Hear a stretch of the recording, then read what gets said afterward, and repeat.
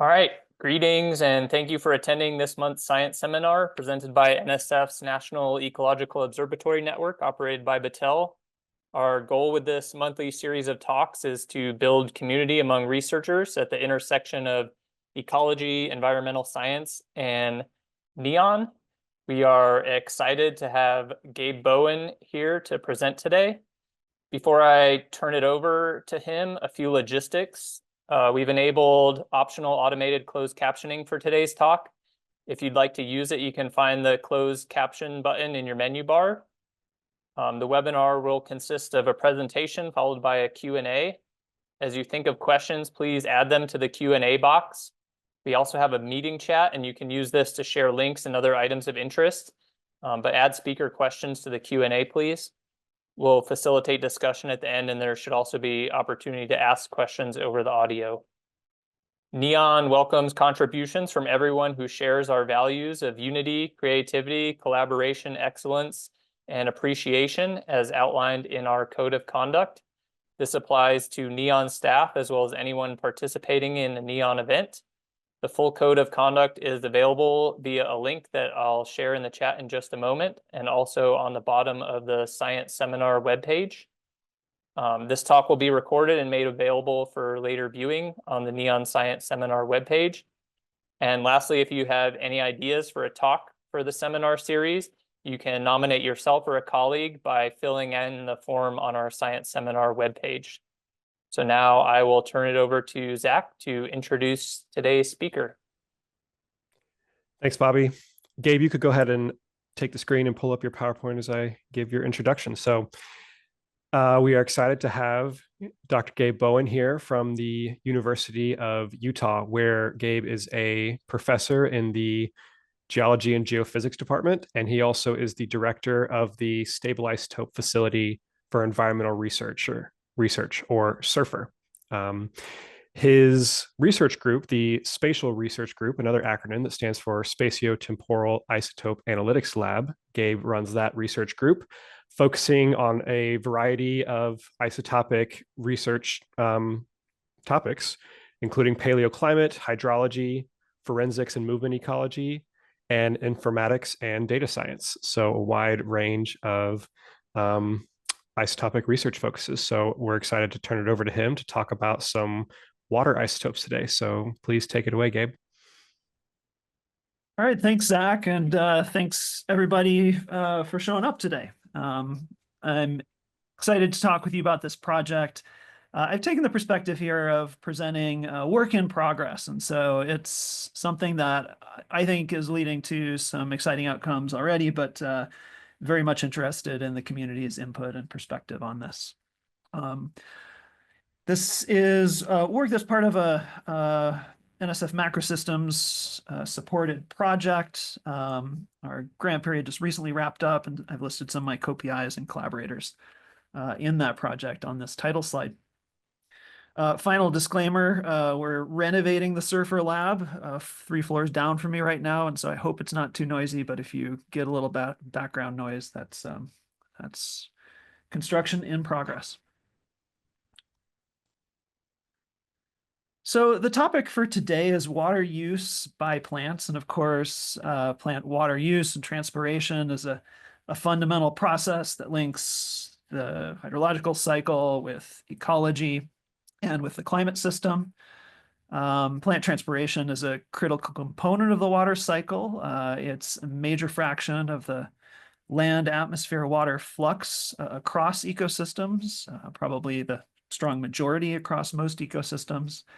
It's also something which our process-based Earth system models struggle to accurately represent. And so understanding patterns of transpiration and controls on transpiration is quite important from that perspective. Plants are very adept at using water and have developed a diversity of strategies for accessing water resources in their environments. Understanding how these different strategies translate into and affect water use and transpiration is maybe at the ground level, an important building block toward developing understanding of transpiration as a global, biogeochemical process. And a long legacy of work has demonstrated that in many ecosystems, different types of plants can access and use different water resources. And this often has been demonstrated using stable isotopes. This is a somewhat blurry early figure illustrating the point from Jim Elleringer's group here at the University of Utah. But using variation in the isotope ratios of different subsurface water sources and then measurements of the water in plant xylem tissue to understand how different plants access water resources, in this case, for example, within the same community. And in this case, demonstrating partitioning of different water resources spatially, which has given rise to the concept of hydrological niche segregation. And so this concept is essentially that in many ecosystems, for one or more reasons, plants may access and use different subsurface water resources. There's widespread support for this phenomenon occurring across many different kinds of ecosystems, different bioclimatic regimes and contexts. And in particular, I want to focus in on ideas today about what drives this process, what gives rise to hydrological niche segregation, why is it important, and how does it come about? And this review from almost 10 years ago now highlights a handful of different factors or constraints within plants and plant communities that may give rise to this process. In addition to kind of fundamental structural constraints associated with plant morphology, I want to focus in on these two components over here. So the idea that there are biophysical constraints. This basically is the idea that plants need to sustain access to water in order to sustain growth. And so therefore that under water limiting conditions, different plants may seek out or develop different strategies related to their growth strategies to sustain access to water that may be present over different timescales or at different depths within a soil profile or even groundwater. And then in contrast, what's termed here edaphic constraints, which really relates to other biophysical properties of the soil and the subsurface. So for example, correlations between water availability and concentrations of oxygen or nutrients within the soil.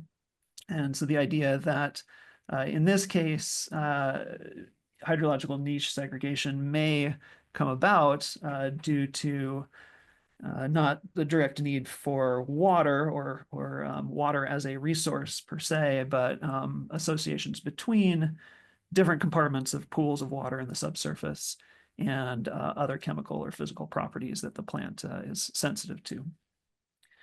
The argument is that this process, these edaphic constraints, may be more important under conditions where water is plentiful or replete, even saturated soils where you may have variability in oxygen concentrations or nutrient concentrations within the soil matrix itself.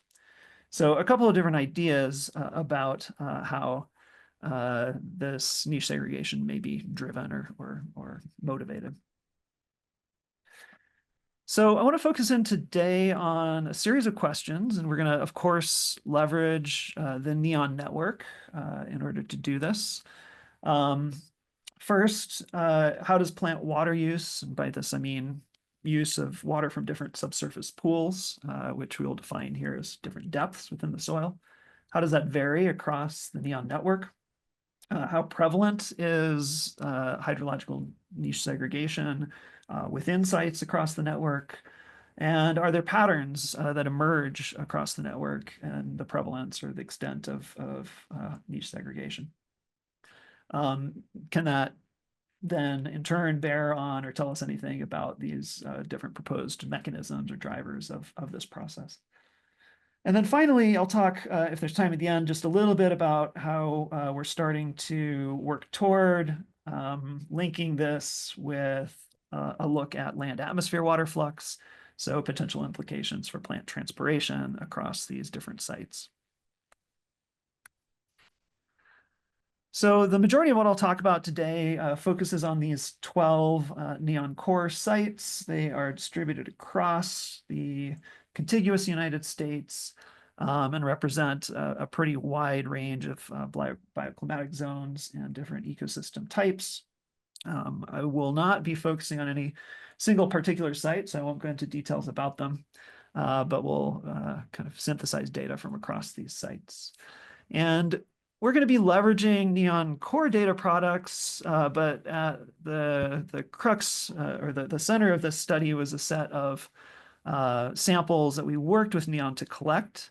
All of this happened during the peak of COVID, and so we are very, very grateful to the neon team, neon scientists and staff working with us on this. Originally, we'd planned a set of field campaigns, led by our own research group, but as it became clear that wasn't going to happen, Assignable Assets worked with us to develop a strategy where neon field teams would be able to help us collect sites or collect samples at these sites without our having to visit. So working with Assignable Assets, we developed a plan to conduct monthly sampling bouts throughout much of, if not all of, the growing season at these 12 different sites. This was conducted across 2 years, and the sampling plan was to sample 5 individuals of the 5 dominant plant taxa at each site during a period of growth, so senesced plants were not sampled. And then in conjunction with that, we collected 5 soil cores per bout, and these were segregated by depth and returned to us. All this was facilitated through, as you can see here, some video tutorials that Scott Allen and our group developed, as well as written and illustrated SOPs, which I think were essential here in coordinating across these dozen sites to ensure that we were getting reliable sampling and high quality sampling, which I think we achieved. I want to talk a little bit about some of the data and some of the issues that are related to the data. There's been a lot of discussion about and focus on stable isotope data generated from soil and plant water extracts over the last decade plus here. And there are some challenges. These are not easy samples to process or measurements to make. So our full data set is shown here. The orangey color are the soils, and the green is all of the plant xylem samples. I will use those colors throughout. And you can see some encouraging features in this raw unprocessed data set. We see general overlap between the source samples, the soil water samples, and the xylem samples in most cases. However, there's a few kind of concerning features to this data. There seems to be something of an overall shift, an offset between the soil and plant samples. In addition, something that's been seen fairly frequently are these plant samples, plant xylem samples, which are lying over here in this right part of the plot. Those are essentially, can't easily be related to any of these source water samples. And they have very low kind of values that are isotopically somewhat suspicious. So we conducted these analyses using a laser spectroscopy system, a Picaro CRDS. And one potential problem with the CRDS system is it is somewhat susceptible to volatile organic compounds, small organic molecules. If they end up in the analyzer, can interfere with the spectroscopy. So, of course, we wanted to cross-check this as we went along, and about 5% of the samples, both soil and xylem, we did a comparative analysis using traditional isotope ratio mass spectrometry. The results of this are shown here. For the soils in general, the CRDS was performing quite well. These are somewhat noisy data. They're not as precise as working with pristine, clean waters. But we see no evidence of bias or substantial issues with the soil water data shown here on the top. However, for the xylem data, the plant data, we see an increase in the scatter about the one-to-one relationship. And in particular for oxygen, we see some really extreme outliers, as well as an indication of some bias in the CRDS relative to the isotope ratio mass spectrometry data. So how do we deal with this? How do we dig into this? The spectral effects associated with these small organic molecules can often be detected in other features that are reported in the data, or identified in the spectroscopy and reported in the data from the picaros. Digging into this, we identified a metric called spectral shift, which is recorded in the output from the picaro, and which we found was systematically associated with the presence of these extreme outlier values. So implementing this as a screening criteria, in comparison between the spectral shift in our samples and that in clean waters analyzed along with the samples, we were able to effectively clean the data set and remove, we think, all of the samples that are associated with these kind of extreme or shifts due to spectral interference. So this is simply shown here. In end, we ended up removing roughly 25% of the plant data set due to this screening. And you can see the cleaned data shown in green here are much more tightly, coupled with or directly comparable to the IRMS data, both for hydrogen and for oxygen, than are the raw data. So obviously not ideal to have to purge or lose 25% of the data set here. But still the kind of efficiency of doing these analyses using the laser system allowed us to process, I think, much more effectively and efficiently a very large batch of samples and still produce a high quality data set in this case.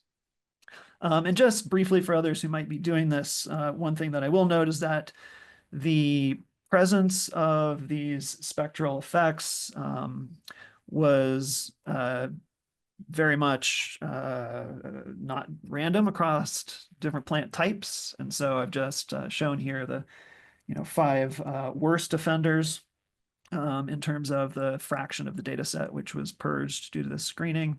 And you can see generally tree species, a couple of oaks, sweet gum, other things that show up here. Interestingly, none of the pines or other things that I maybe would have guessed would have had a lot of these volatile organic compounds affecting these analyses are really, rise to the top or showed up as substantially problematic in this analysis. So with our cleaned and corrected data set here, we end up with almost 900 plant samples, 700 soil, source water samples to go along with this. This is distributed across our 12 sites and 53 sampling bouts. And you can see, in contrast to the original data set, what we have here looks like fairly, good match. Essentially, most of these plant samples now are close to or bounded by source water samples. Obviously, this is across the whole data set, not site by site, but if we go site by site, approximately 90% of the plant samples fall within a range bounded by the source water samples. So I want to pivot now to looking at water sources and interpreting water source for these various different plant samples. And I'll just show a couple of example depth profiles here from 2 contrasting sites, the Lyndon B. Johnson grassland site and the Harvard Forest site. Just random snapshots here of these 2 different settings. And what you can see is the source water variation that's expressed at both sites. It's stronger here in the CLDJ site for sure than it is at the Harvard site. But in both cases, we have some down depth segregation in the oxygen isotope ratios shown here of the soil waters. We also used groundwater estimates here from a nationwide groundwater mapping study that we published a couple of years ago. So this is shallow groundwater.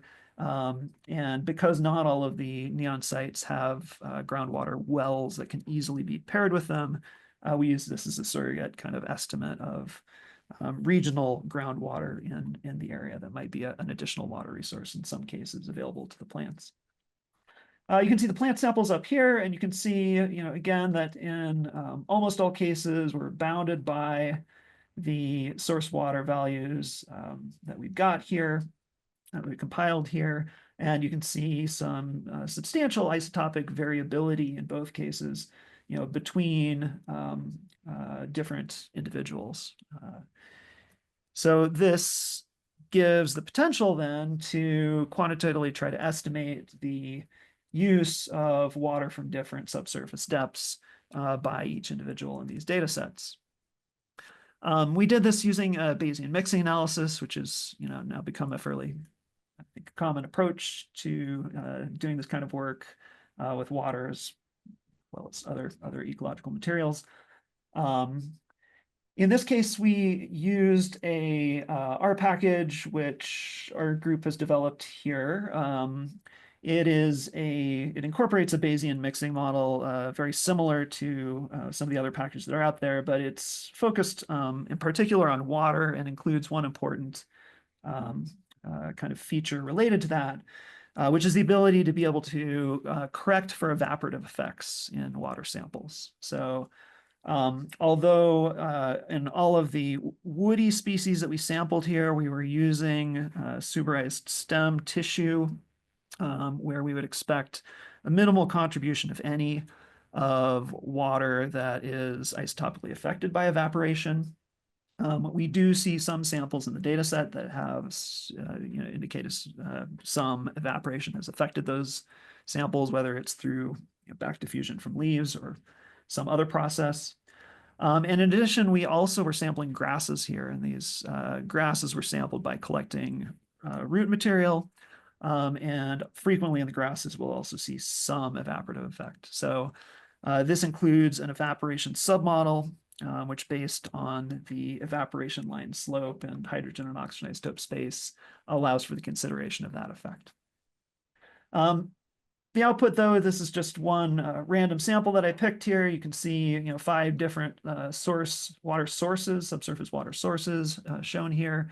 Our measured plant sample, plant xylem sample, and then each of the small dots is a member of the posterior sample corresponding to a potential source water to this plant, right?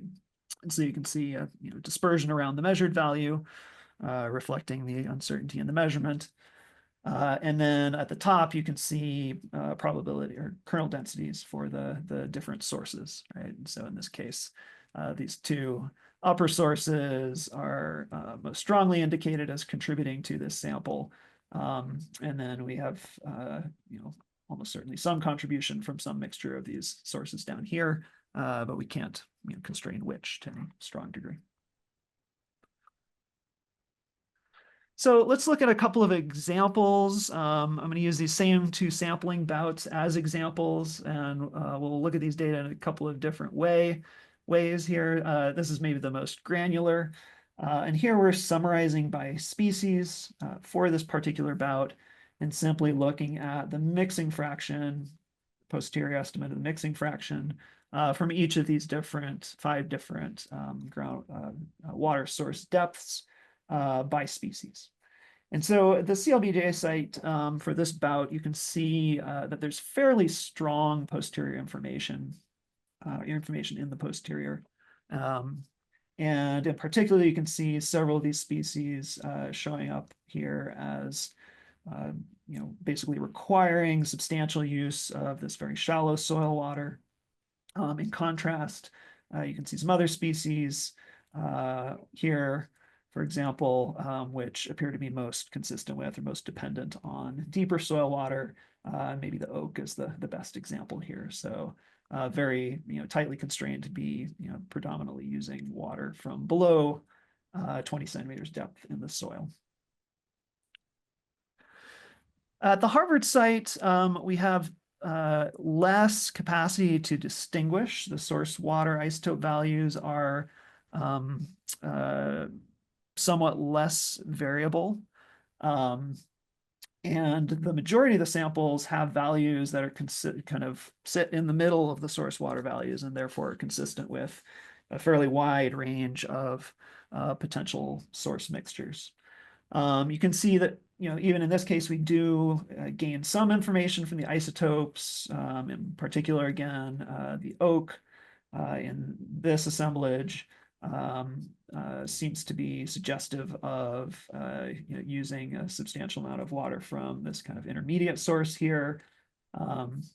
And you can see some other, related features in here, but overall, less power to distinguish and potentially a more kind of consistent set of source contributions at this site. And so this is expressed if we, as well, if we try to condense this information into a single metric. We lose information in doing this, obviously, but now we're just looking at the median depth of source water uptake for different species, in these two different sampling bouts.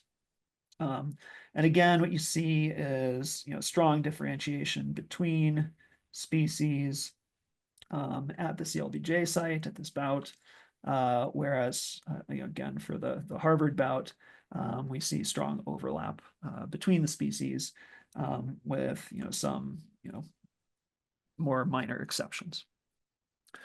So summarizing this more broadly, what we can see is that we can distinguish taxa across the entire network based on this median source depth criterion. And we see, a substantial kind of assorting of different taxa across, different source depths across the network. Particular, just drawing your attention over here, are 5 shallowest water source species over here, all different kinds of grasses. If you look at our 5 deepest over here, various different tree species. We also see substantial differences in terms of the range, or the interquartile range in this case, of water depth for a particular species across the network, median water depth.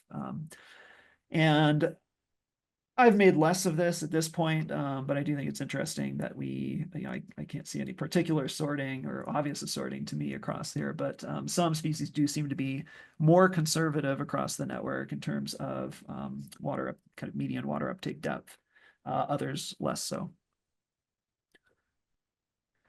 And so, I think first conclusion, kind of general conclusion that I take from this is that if we summarize one level further and just look at growth form, there are substantial differences in the median source depth related to growth form across the entire network. Maybe not super surprising, but overall we see grasses having the shallowest median water source depth, somewhat more variable as well, and trees as accessing the deepest water across the network on the whole, and somewhat less variable. So, of course, there's all kinds of additional contextual information available, in the NEON network, and to bring to bear on this kind of this broad collection of sites. And so the next thing I'd like to do is dig into this a little bit more and look for patterns across the network. And to lead into this, this is the last plot I'll show here that just focuses on these source depth metrics. But we do start to see, as we look into this, some patterns across the network. This is done at the site level, so site level averages across species here. But we can see, for example, at wetter sites, we tend to have a somewhat deeper source depth on average, not a particularly strong relationship, but it does exist. And this one I think is perhaps more interesting to me at sites with a higher maximum vapor pressure deficit. So higher transpiration demand, we see a greater variability in source depth at that site. So potentially suggesting a greater prevalence of hydrological niche segregation at sites where there's a stronger transpiration demand. So coming back to that concept again, just to remind you, one of the questions we have is how prevalent water stress as a driver of this is versus these edaphic constraints, so factors that may be more prevalent when we have a water bleak condition. And so let's look into the data a little bit more and see if we see any support for either of those ideas. So in order to do this, let's do one more analysis of the data set here. And here we're going to use this idea of isotopic niche and overlap of isotopic niche. This is something that's been used quite a bit in the animal ecology community and applied in a few cases already to isotope data from water and plants. But basically the idea is we're going to, look for similarity in the isotope distributions of the water samples from the plants of different species. So just two examples here showing comparison of two species in this case. We can see, less overlap between these two species at the CLBJ site, the spout, than we see between the pine and hemlock here in the Harvard sampling bout. And this can be extended to more than two species, multiple species. So for example, here at the northern Wisconsin site, we can see even stronger overlap, not complete overlap, but even stronger overlap between the 5 species that were sampled there. And so we're going to use this niche overlap as a metric for an indicator of hydrological niche separation, the idea being that stronger overlap suggests less segregation of hydrological niches and lower overlap more. And so we are really just starting to work through this. And so I'm going to show a couple of preliminary results, what I think are some intriguing outcomes of this. But again, this is stuff that we're still thinking about. First thing, coming back to this, VPD, maximum VPD as a indicator potentially of transpiration demand. We already looked at this in a slightly different way, but just to show that the niche overlap index gives us essentially the same pattern, that as we go to sites with higher vapor pressure deficits, potentially higher transpiration demand, what we see is a decrease in the source overlap, indicating stronger hydrological niche separation at those sites. So water stress potentially is an incomplete indicator of that, of course, may be showing up here as a driver of niche segregation. If we look across sampling bouts, however, so this is now by bout rather than by site, what we see is that indicators of water availability, in this case, it's the shallow soil water content from the neon soil water sensor arrays at these plots. And we're looking at the 10 days leading up to the sampling bout. If we use this as an indicator of water availability, we are not seeing a single, unimodal or unidirectional pattern kind of emerge in this analysis across bouts. In contrast, what we see, I think, is that we see relatively low overlap, dominant at the kind of high and low ends of this spectrum, and that we only see a strong overlap or coalescence around common resources when we're kind of in this intermediate territory here. So intermediate soil water contents, very high soil water content or low soil water content. We don't see that really strong overlap.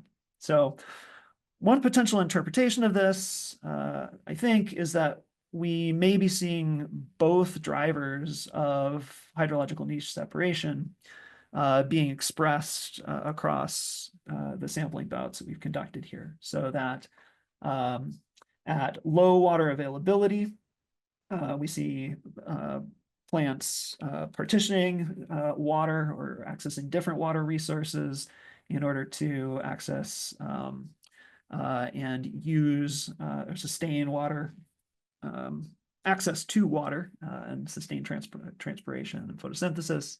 Whereas at these much wetter conditions expressed on this end of the spectrum here, we may be seeing stronger edaphic controls leading to water uptake in different parts of the profile by different plant species. So potentially seeing support for both kind of mechanisms here. All right, skip that one.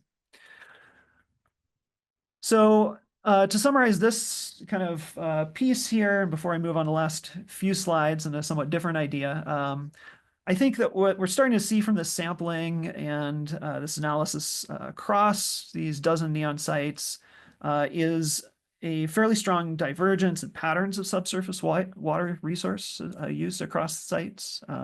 Some cases we see lack of evidence for hydrological niche segregation. In some cases, we see strong evidence for segregation of water resources. This can, I think, be related to several factors. Growth form certainly exerting a control here, but also environmental conditions, including potentially both demand and availability of water resources. And so, for the last couple of minutes here, I just want to pivot to talking about how some of these, how we're kind of moving forward to look at some of how these patterns, how some of these patterns might relate to land atmosphere flux. And in particular, to do that, one of our goals here is to try to partition transpiration and evaporation so that we can quantify transpiration rates across these different sites, again, using water stable isotope data. And so, of course, the net land atmosphere flux of water is comprised of multiple components, an interception flux, a transpiration flux, and a physical evaporation flux from the soil. And separating these different components can be quite challenging. We have methods like eddy covariance that allow us to measure bulk fluxes.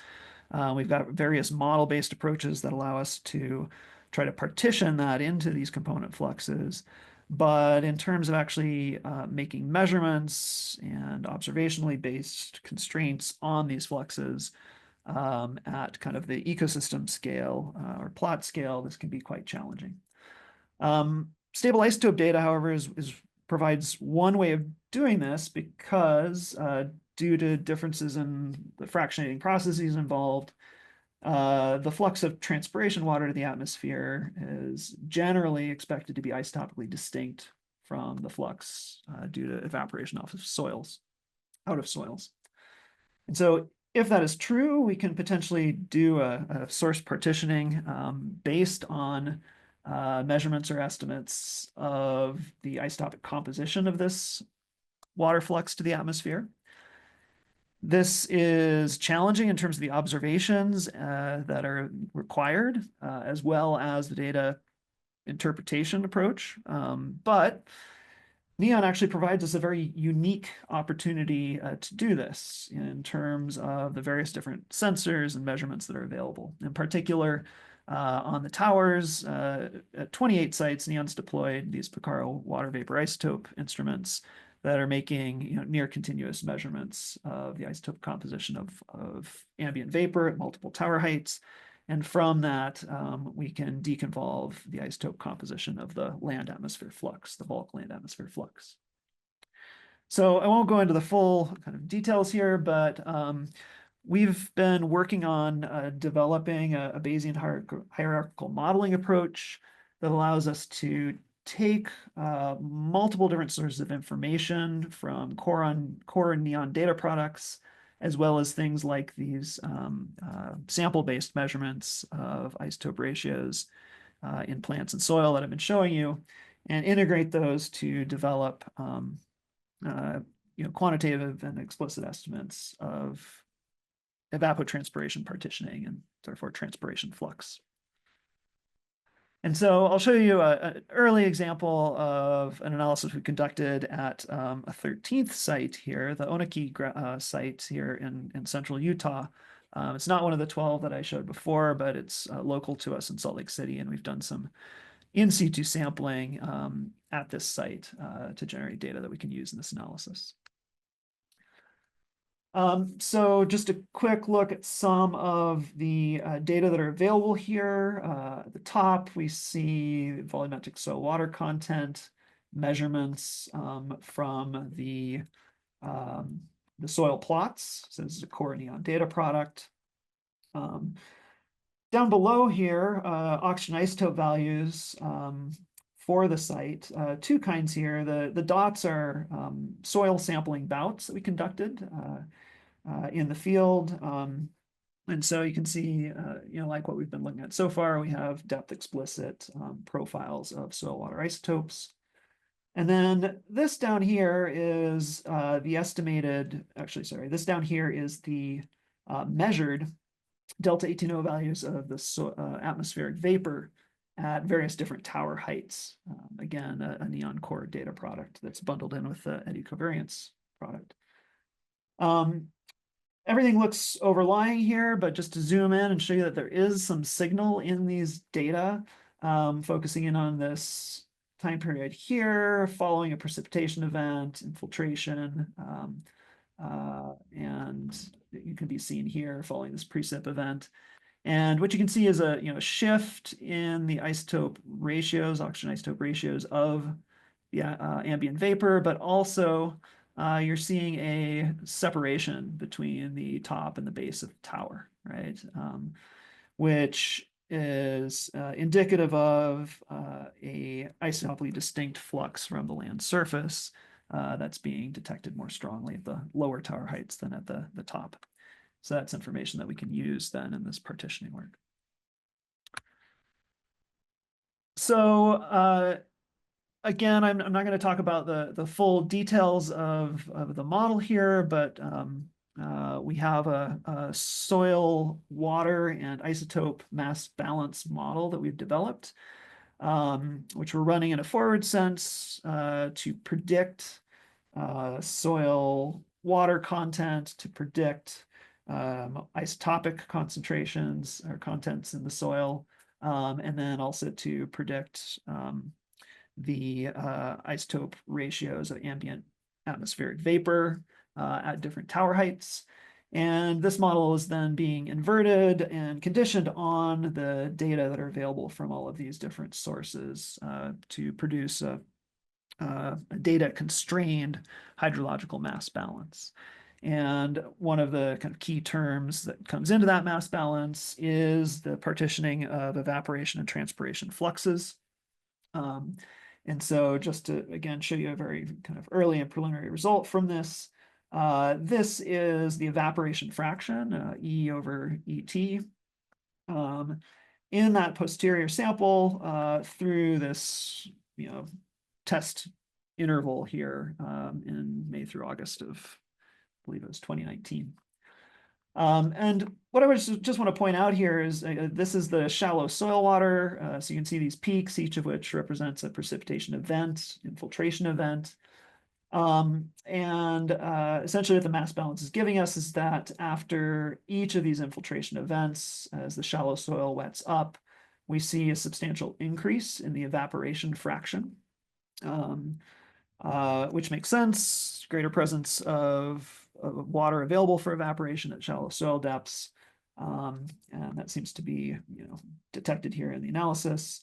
And then as that shallow soil starts to dry down, we see a shift from evaporation dominated to transpiration dominated, land atmosphere flux at these sites, at this site. And so that pattern, I think, is giving us indication of how the relative importance or contribution of plants versus soil evaporation to the bulk ET flux is being affected by kind of recent hydrologic events or hydroclimatological events, and kind of variation in the state of the plant soil system at different points through this summer growing period. So I will end there. I think we've got a few minutes for questions still. It should be great. I'd love to discuss this, as I said at the outset. And just note that we are moving forward now with trying to apply this ET partitioning across the network of 12 sites that I showed the data from in the first part of the talk.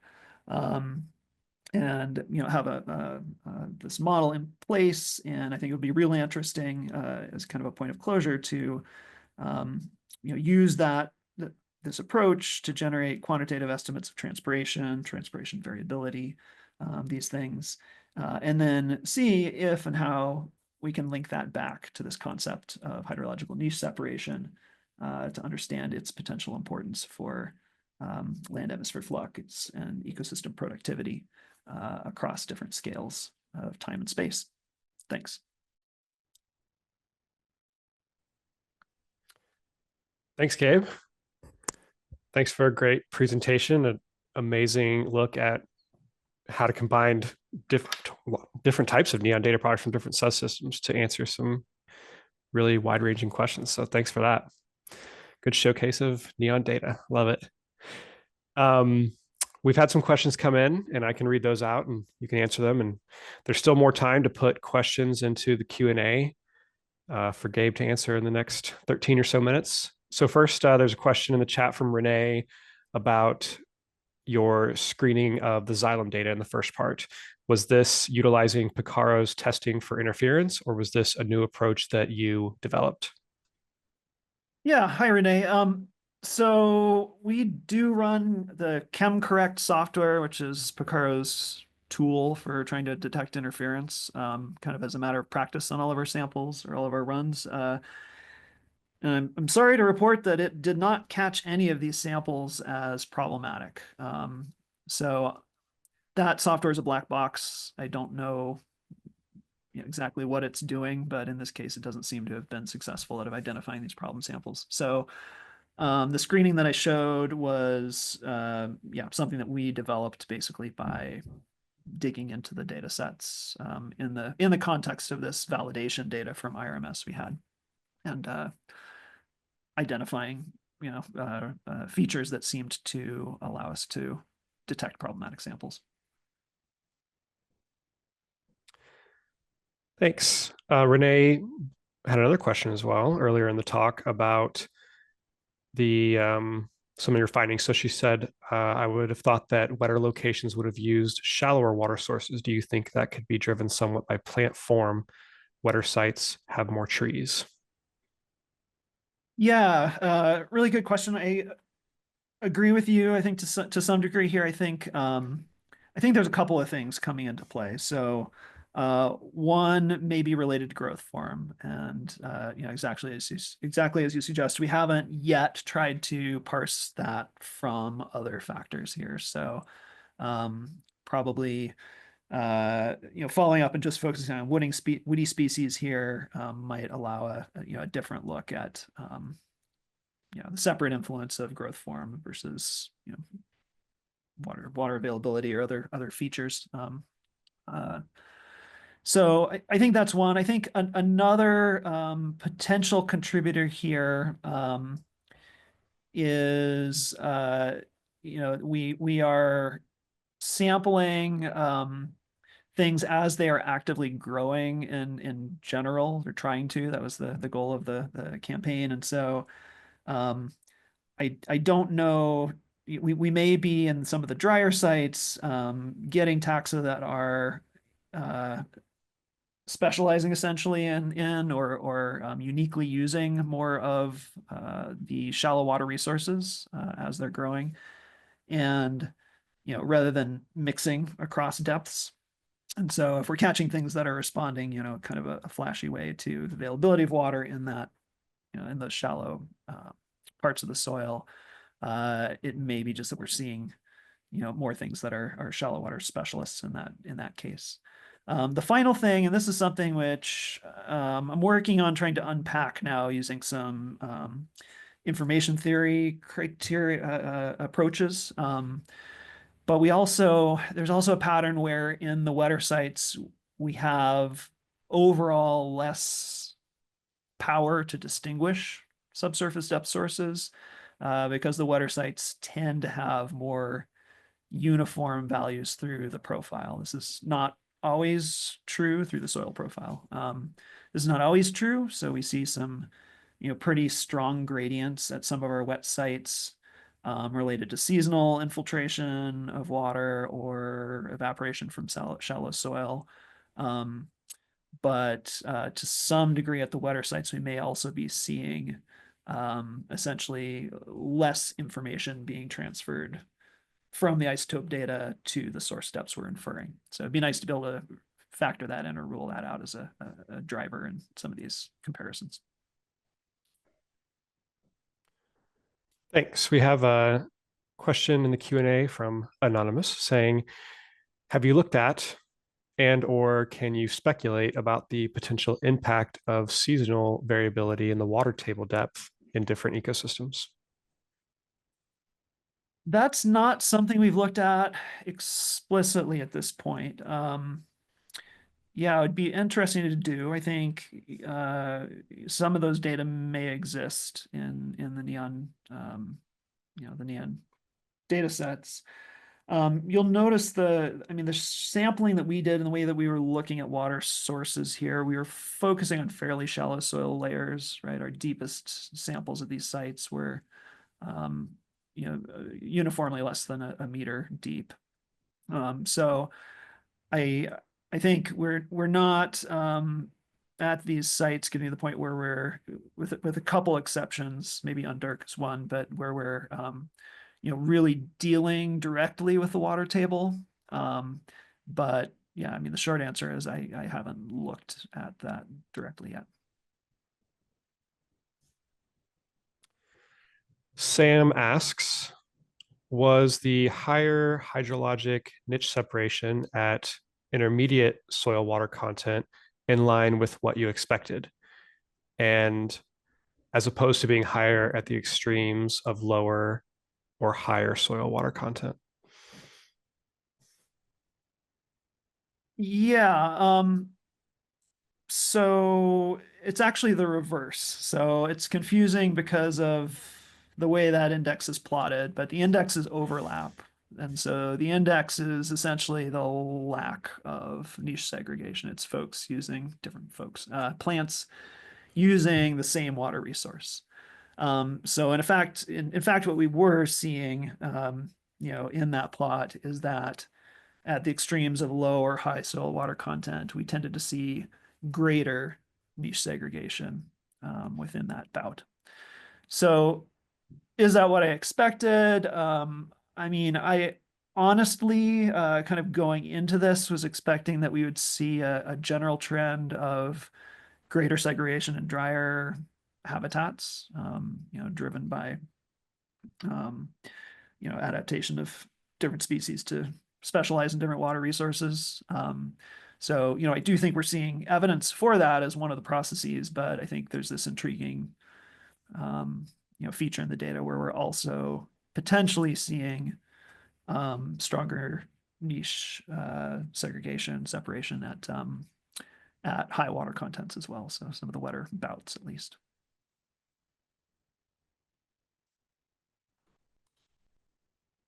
Great, thanks. That was the last Q&A question. We have time for more questions, or if any of our panelists want to ask a question, you could hop in and ask one.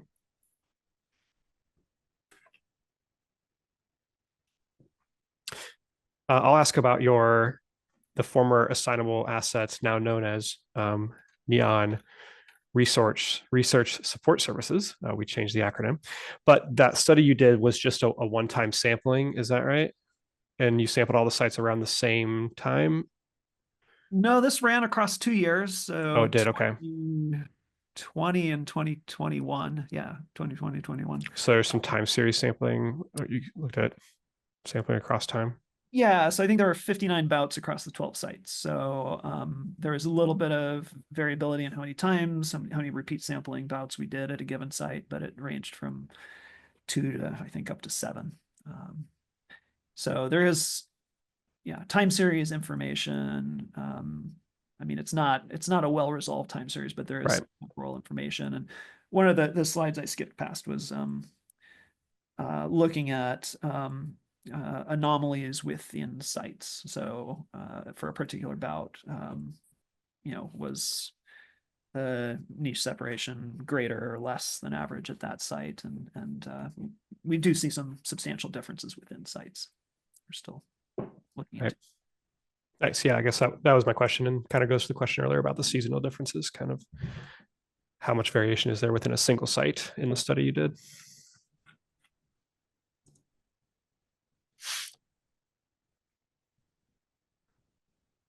There is a question from David.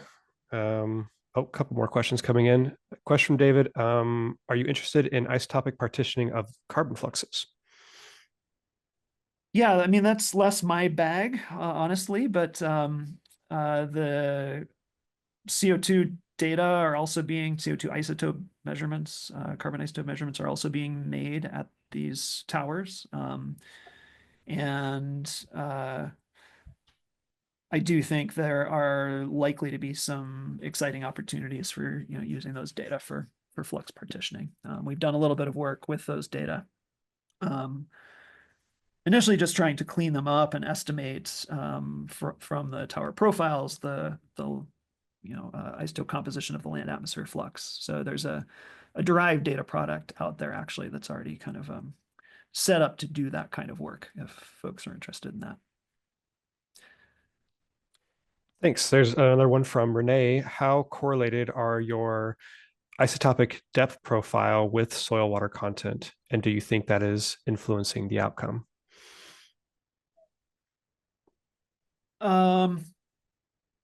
Sorry, trying to parse what you're asking here. So, I mean, I think there is generally at many sites. Well, I guess the short answer is I haven't systematically looked at this yet, but at many sites there is a, yeah, okay. Do you have a larger gradient when soils are drying? So because evaporation, soil evaporation is one of the dominant factors that does produce these gradients with depth.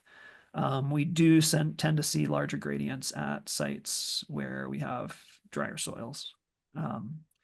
So, that does give somewhat greater power to distinguish the water sources that are being used. And that can play in or could play in part to some of the distinctions we're seeing. Done some simple analysis to look at these patterns and try to evaluate how strongly they're correlated with those kinds of features. I guess all I can say right now is it doesn't look like that's the only thing coming into play here. But as I mentioned, I'm working on trying to use some information theory criteria to basically say how much information are we getting from the isotopes, and is that driving any of these patterns where just not detecting evaporation, that's just not detecting hydrologic niche separation is occurring just because of a lack of signal. All right, so it looks like we are out of time. So thanks, Gabe, for presenting to us. Thank you, everybody, for attending. Just a quick reminder that we will not be having a seminar next month. So we will see you all in the new year. Thank you. Yeah, thanks, Gabe. Thanks, my pleasure.